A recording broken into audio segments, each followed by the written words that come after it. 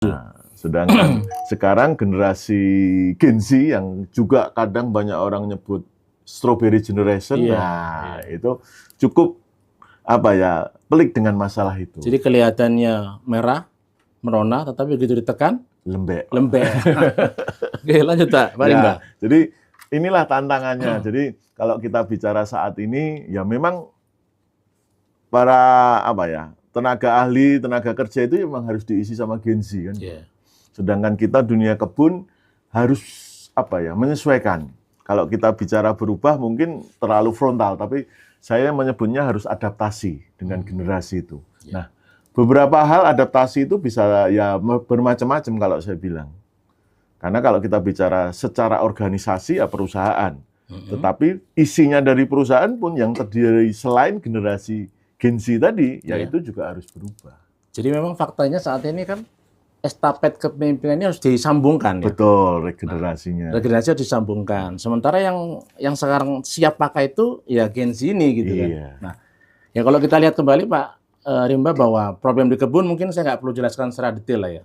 Semua orang udah tahu bahwa lokasinya jauh dari kota, tempat tongkrongan minim, signal terkadang juga minim.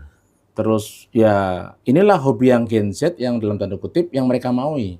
Sementara di tidak semua kebun fasilitas yang mereka harapkan itu ada. Nah itulah tantangan sebetulnya Pak Rimba. Ya itu fakta yang lainnya juga Pak. Kalau kita bicara Gen Z itu sebenarnya generasi yang memang tidak bisa lepas dari gadget.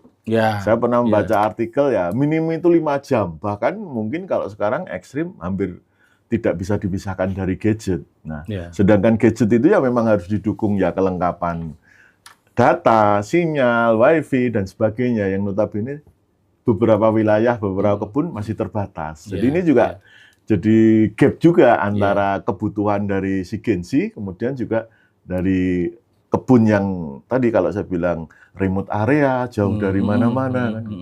Belum lagi faktor hiburan. Nah, orang, wah kalau dulu kuliah sering ngopi, ngerjakan tugas harus di kafe, tapi tiba-tiba harus di kebun yang ya serba minim kan. Nah itu yang juga harus jadi tantangan juga. Gitu. Jadi memang fakta itulah yang membuat kadang-kadang Gen Z ini saat ini kurang bertahan.